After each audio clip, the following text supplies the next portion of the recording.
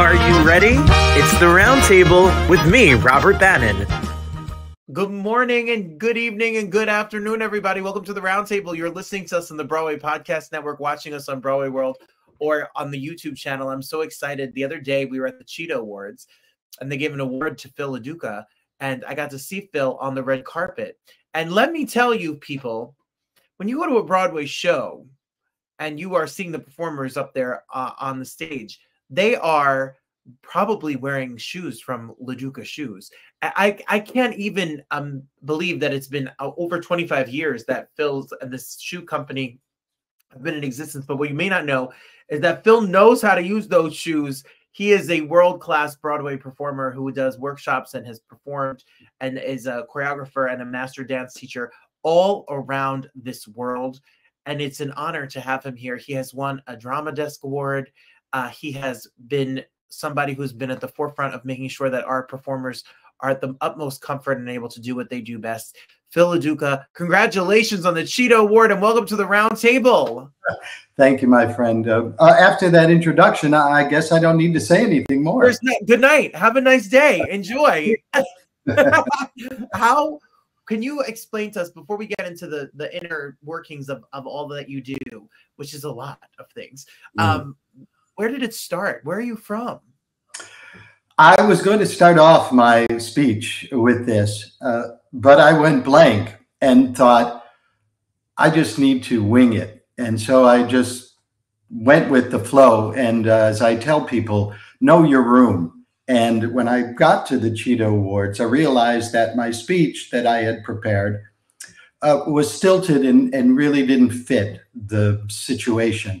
And so I just let it flow. And to be honest, I had to have somebody play it back for me because I didn't know what I said. And they said, well, it went wonderfully because you just said it from the heart. And that made me very, very comforted and happy. But I was going to start off with, I may be known as a shoe designer, but I am a dancer. And I've always been a dancer. And that started way back in the basement on the south side of Chicago, where I grew up with street gangs and violence. And West Side Story, I had an LP that I don't know, my parents, I didn't know that they had any musical aspirations, but I came across the LP for West Side Story and I played that LP backward and forward. I knew every song from Cool to When You're a Jet to I Feel Pretty. I knew every lyric, every word. And it showed me those wonderful pictures of George Takaris and Russ Tablin. It showed me that you could be a tough guy and still dance and sing and be cool. And that gave me the inspiration to say, well, maybe there's something more than just the street corners. And that propelled me to look for an avenue of how to utilize music, because I just felt this innate sense of having to dance. Even when I was with the gang and hanging out and we were doing house parties, even when no girl would dance me, I'd get up and dance by myself. I just had to do it. And it wasn't until I was 19 years old going to college and realizing that I had this affinity, and I was singing in rock and roll bands through my teens.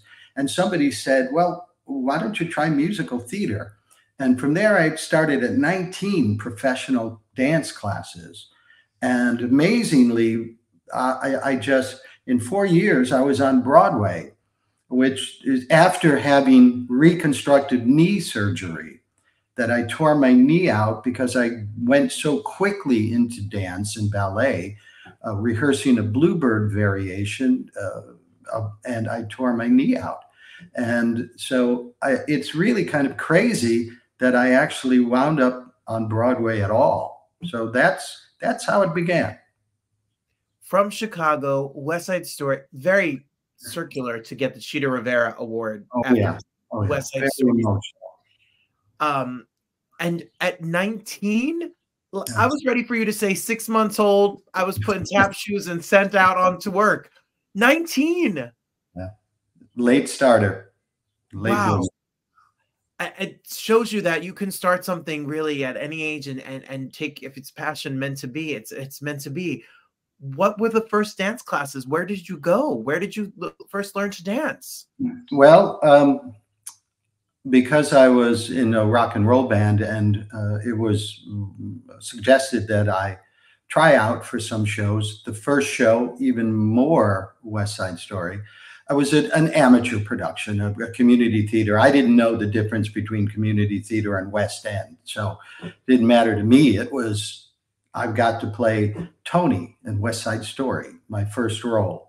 And talk about starting at the top and only down from there. But it was suggested then, well, Tony's a singing acting role. So when I auditioned for other shows, they said, well, you got a good voice, a good look, but you can't dance. And I'm like, what, are you kidding me? I shing-a-ling and boogaloo. We grew up on the South Side with all the soul music, the Temps, the Supremes. I know how to move. And the first audition, they had us do chaîné turns on a diagonal, chaîné turns, circular turns on a straight line. Well, I was all over the place, and I was like, wait a minute, this is what dance is? So I found my way into 2 different dance studios, and again, humbly, and making sure that the people out there realize you can get there from wherever you are. I cleaned dressing rooms, I cleaned toilets for classes. So whatever you need to do, I sang in rock bands and lived on bananas and beer for years just to scrape through. And miraculously, I had wonderful teachers. I Loretta Rozak, Bentley Stone, Walter Camryn, and eventually made it to Hubbard Street Dance Company with Lou Conte, who Lou really showed me what jazz dance was. And that propelled me to go down to Muni Opera to get a job, summer stock. And it was an equity show. I didn't know what equity was. And I was given my first equity job by Sharon Halley, who probably has more stars in her stable than the universe. And when the show was over, somebody said, well, you know, what are you going to do? And I said, I don't know. And they said, well, why don't you come to New York? And I said, again, totally ignorant. I said, why? What's in New York? And they said, Broadway. And I was like, the street? And they're like, oh, the big white way? I said, well, I don't know anybody in New York. And he said, well, you know me. So my Drama Desk Award speech, I started off in 1979. A kid from the South Side of Chicago came to New York with 2 suitcases and $800 in his pocket. Got 2 weeks later, he had 3 job offers, and one was a Broadway show with Agnes DeMille. And then I went on to Pirates of Penzance with the great Graziella Danielle, toured with Camelot with the incredible Richard Harris, and then wound up being the original understudy for Gene Kelly role of Singing in the Rain on Broadway for Twyla Tharp. And that was the beginning of my dance career. A really Broadway song and dance man. And then I went out on tours doing Bill Snipson and Me and My Girl and George M. and those, and Singing in the Rain. Those roles, very, very song and dance man, Gene Kelly-esque. Although, you know, no offense, Gene, I had more an affinity for Fred Astaire because he had this, what I call just a gentleman's way of pedestrian. He walked and then went into a move and sat down and then went over a table. And it was just from one movement to another that just flowed. It was seamless. And yet we never saw him dancing. It was just flow. And to me, that's the style, although I still love the energy of the Gene Kelly kind of steps. When I teach classes, I show all the varieties of the musical theater, and those are, it's so enriching for me to pass this knowledge on. I'm sure you remember the wonderful Chet Walker. Chet was just brilliant, was Fosse's, right hand for years. And Chet was really known around the world as a true song and dance musical theater jazz teacher. And with the passing of Chet and Ann Rankin, I just really felt more of a calling to give rather than just sit back on my laurels of shoes. I had so much information still instilled in me. Phil Black was a wonderful influence on me. Bob Audie taught me how to be a song and dance man. Lee Theodore, the original Anybody's, more West Side Story associations. That was my first job in New York, was American Dance Machine. And where I've got to dance with people like Chita Rivera and Ann Rankin and Wayne Salento and the choreographers, Fosse and Michael Bennett, Ona White, and that amazing knowledge somehow years later seeped through, and all these different dance styles I realized I have at my fingertips, and I felt it was my responsibility to pass on that knowledge and pass the torch, as I like to say. Yes, because the next generation of dance is looking to you and the work that you have done, and just like you have looked to the generations before. And dance will live, and art lives forever. It is something that will live eternally. So thank you. I mean, you dancers take a toll on their body. It is a very physical art form. It's not like a watercolor painter. No shade to somebody. It is very demanding on your legs and your body.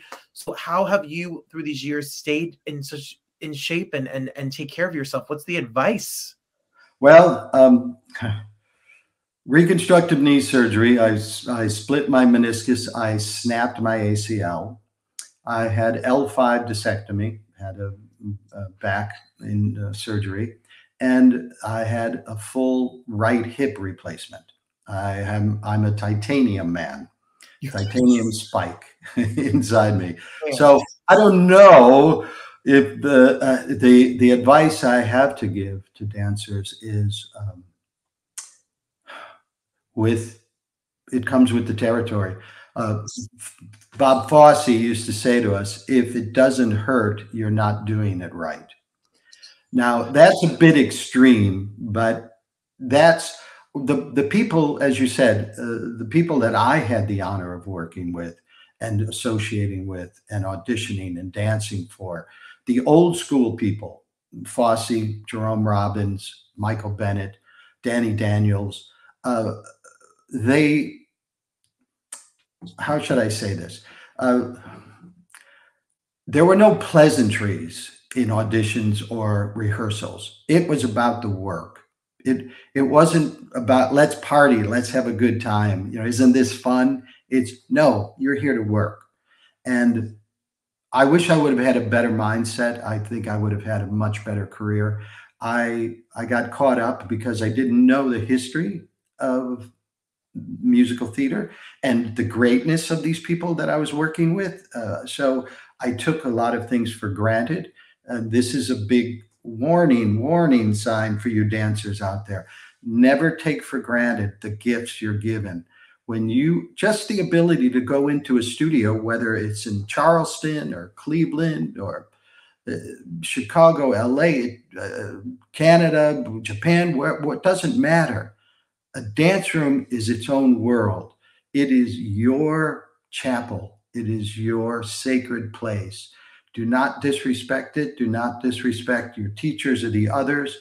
You're there to do your best, whatever that may be. No one's asking you to be a pro. They're asking you to respect the art form.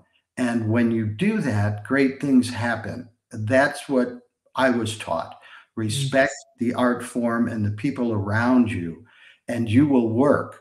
And if you don't, you won't work. I don't care how talented you are. If you get a reputation as being someone bad off stage, you're not going to get on stage. I see you shaking your head in agreement there, Robert. Oh, I teach musical theater at the New Jersey Performing Arts Center in Newark, New Jersey. And that's our number one mantra, to that nobody, you could be the most talented person in the world, but they have to want to work with you. Should be pleasant, professional, kind. Yes. No one wants, leave all the antics somewhere else. You then decide at some point to be a business person. And now knowing your background, I mean, you couldn't shuffle off to Buffalo to do a time step, as a kid growing up. So how do you become the place to get dance shoes? Like, what a wow, Phil.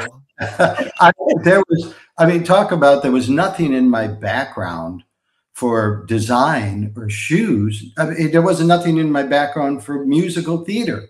So how it evolved into shoes is a mystery for everybody. As I say, I was not just in the right place at the right time. There's more to it, of course. There always is. I realized, having been somebody that had 3 surgeries and was not on my last leg, but I read the writing on the wall. I was 45 years old and having another surgery, and hip hop was just becoming popular. No trade secret here. I'm not a hip hop maestro. So I read the writing on the wall that, I'm just kind of going to go from job to job after I recover from this injury.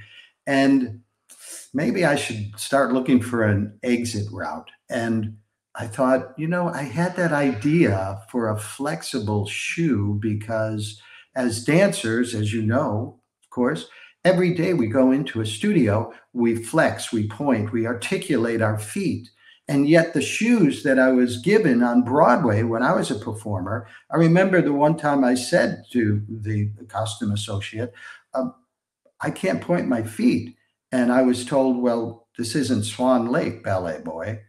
And I thought, yes, but dancers, every day of our life, it's all about the articulation and the landing, because the demands that were being put on us, doing double tour on layers, 2 revolutions in the air, coming down on a flat foot. Do you realize the jolting that you're doing to your knees and back? Because we need to come through our arches, through our metatarsal, not just boom. And I said, there's something wrong here. And as I said, if you take advantage of things, it looked like it was a disaster, the end of my career, when I'm having surgery. And yet, if it weren't for that surgery, there wouldn't be LaDuca shoes. So one door closes, another one opens. Always be open to, and don't take everything as, my world is ruined, it's over. It's meant to be. You're being pushed to where you're supposed to be.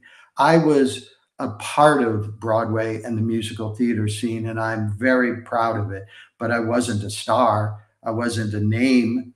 And so to have LaDuca shoes become this entity is humbling. And I always say, I'm not the star, the shoes are the star. And it's true. Really, Robert, when it comes down to it, it is because why LaDuca shoes are different. It is because I not only talked the talk, but I walked the walk. I know what a dancer needs. I know what a dancer feels. I talk your language. We speak dance, and that's the difference. Dancers trust me because I'm one of them. And they rallied around me to make this happen. They were all very happy.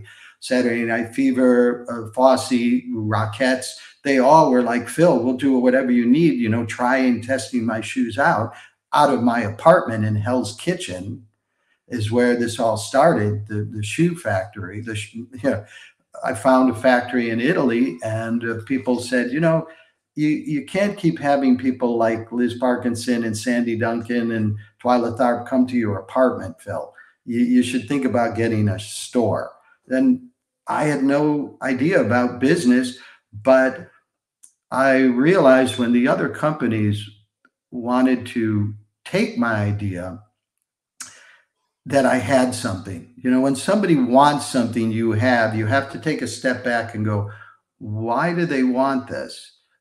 It obviously might be good. And so I'm very grateful that I didn't give up the mother load and persevered. And I learned how to run a business. I learned how to design shoes. I knew nothing about shoes. I learned how to do business. I learned how to incorporate and to hire and marketing and all of these things. It's not as hard as you think. It's just like dance. It just takes work, dedication, and discipline. It is so inspiring. Like, it is dancing in Broadway. This is is amazing. It's so inspiring reading about your company, and it's LaDucashoes.com, everybody, to follow up and get information. LaDucashoes.com. Your shoes are made in it, and with the last name like LaDuca, I'm assuming you're maybe have a little Italian something in there. A Siciliano. Oh, there you go. See, don't judge this last name, Bannon. My mom is Rosa DiMeglio, so I've got some in me as well. That's it. You're my paisan, Phil and me. That's it. I'll take you out for a bowl of pasta. These shoes on Broadway, if it's like you said, if it's Chicago, if it's Moulin Rouge, if it's what I can name a million shoes, The Music Man and Wicked and Book of Mormon and Frozen and all of the shows that they're wearing your shoes. But what really shocks me, because we don't think about this, it's Broadway shoes and it's dance, is every diva, every pop superstar, if it's Taylor Swift, if it's Ariana Grande, if it's Katy Perry, J-Lo, wear your shoes. It is very humbling. When Meryl Streep and Catherine Zeta-Jones and Uma Thurman asked me for shoes outside of movies and stage because they love how they feel. Michelle Williams said that she was going to frame my shoes from Cabaret and put them on her wall. I mean, those things are crazy that these people, these brilliant, wonderful stars, but I always come back and I have wonderful, wonderful stories of being with the stars. I'm honored. I'm flattered. Antonio Banderas, I'm on, the speed dial with. We become good compadres.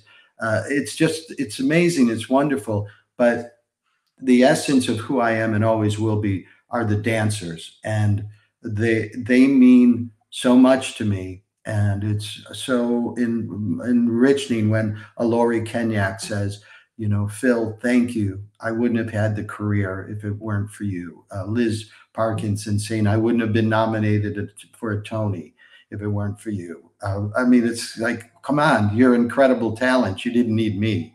No, but you give them the tools that they are to be able to express their talent.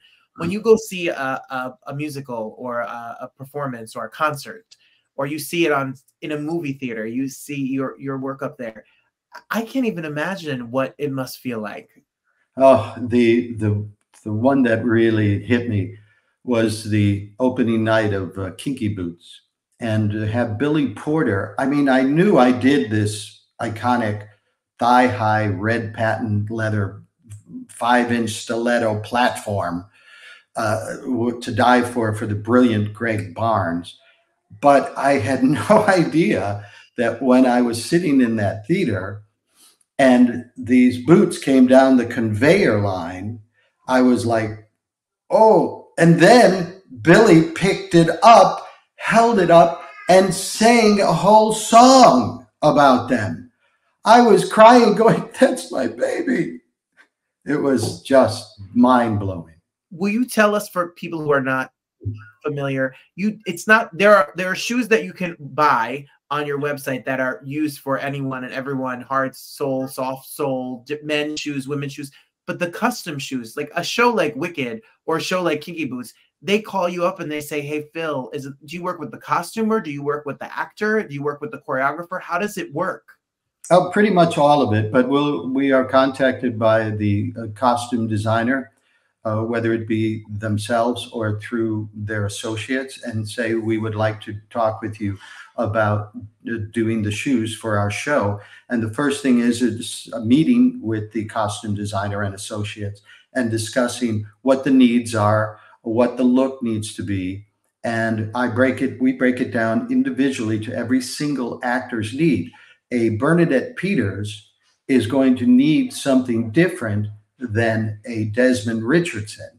There are different, the soloist, an Ashley Fitzgerald is going to have a different need than somebody.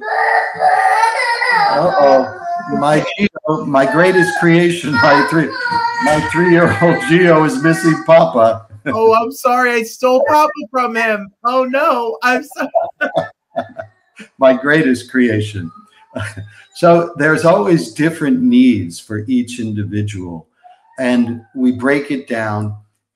They will give me, for the 90% of the time, they will give me their designs, and I will make them functional for each actor.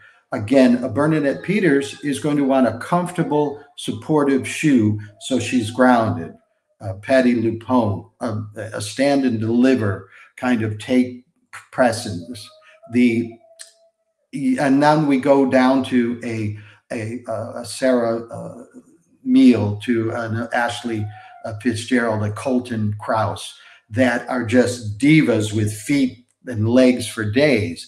I need flexibility because their legs are so strong. I don't need to put in extra support. So that's what I bring to a designer, is I will give you the look that you want, but I will give the dancers and the choreographers the functionality they need to make the choreography and the dancers look their best. It's so cool. This is the coolest thing ever. When a show called, how many pairs of shoes does what's on back? I'm sure in Kinky Boots, there's not one pair of boots running around the country. I'm sure that you have to recreate these. Yes. There are, in every show, of course, there can be anywhere from 24 pairs of shoes to 120 pairs of shoes. Hamilton is just mind-blowing, the amount of shoes. Of course, Radio City, you have 76 girls that need 5 pairs of shoes. So it really, and then of course the replacement casts and the touring companies and the second touring companies and the regional and then the community theater, or so it just keeps branching out. And the cruise ships do shows, as you know, 6 we do for Norwegian Cruise Line. So there are many incarnations, the Dollywoods, the Busch Gardens, Disney, all of these, it just is a plethora, a cornucopia of shoes that I would be gobsmacked to try to figure out after 25 years exactly how many shoes I've done. Well, I'm so grateful to have spent time. Firstly, congratulations on the award, which is so well deserved. Look how beautiful it is. The Vanguard Award for you from Dear Cheetah. It was so great to see Lisa Mordente and Rosie and everyone, and honor the incredible tornado that is Cheetah Rivera. I couldn't speak about her because I knew I would lose it. I had to fight that, and it came close. Yeah, it was marvelous. It was a once in a lifetime evening and memory for me. I would like to say, which I think, Robert, you're going to get a big kick out of this. I do a Le Sale every year where I do designs that are one-offs, because people have my shoes all year round, and if they're lucky to be in shows and receive those shoes, they have some incredible custom shoes. But for those people that may not be able to take their shoes from shows, or they're not in the shows yet, I've been creating designs, commemorative or limited editions, that are special. They are only available and during the LaSalle, and it's coming up soon for New York, and then in London in August. This year I said one of the things I want to do is I want to be ahead of the curve. That's always, my motto for LaDuca has always been the first, the original, the only. And I always want to stay ahead of the curve. Two things that have evolved in dance and dance needs recently: heel commercial classes have become very popular. And I avoided them because I felt that they weren't safe with the shoe wear, because it's mostly stiletto, thin heels. And I'm first and foremost always about the safety of the dancers.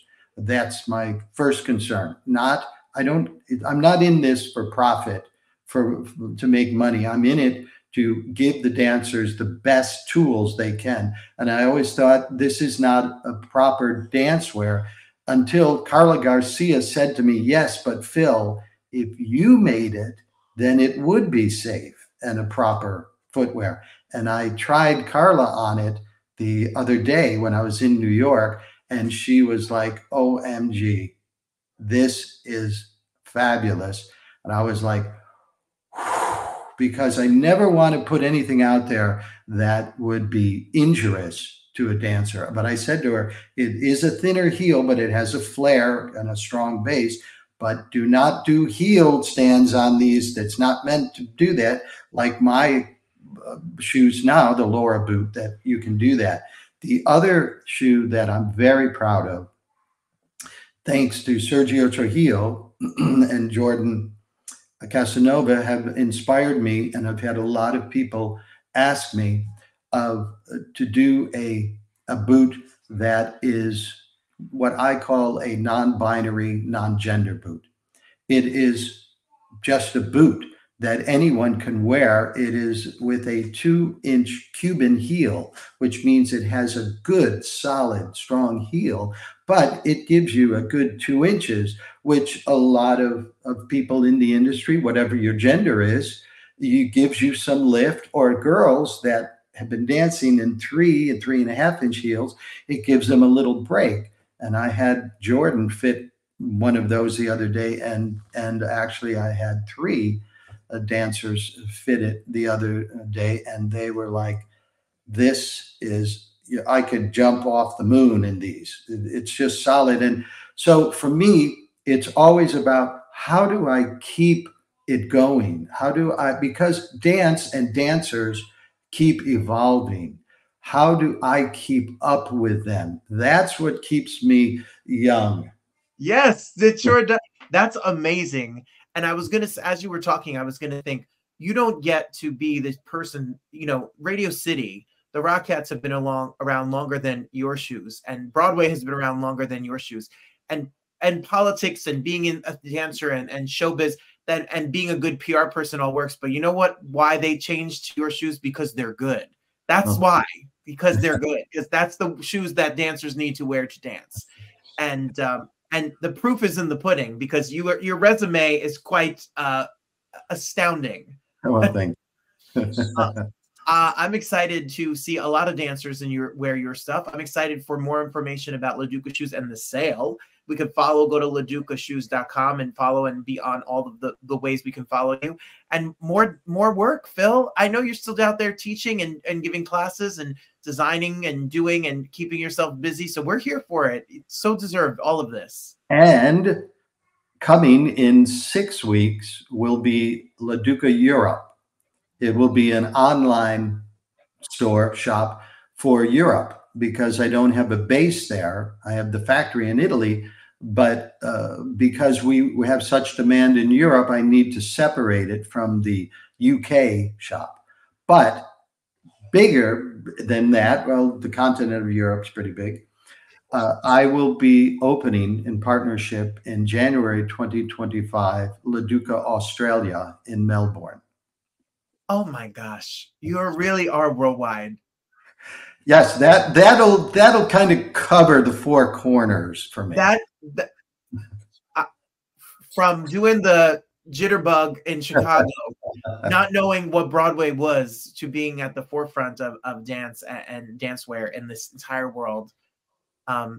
Well, it's for people like you, Robert. That's why I'm here. That's well, we all appreciate the work and the blood, sweat, and tears that go into all of this.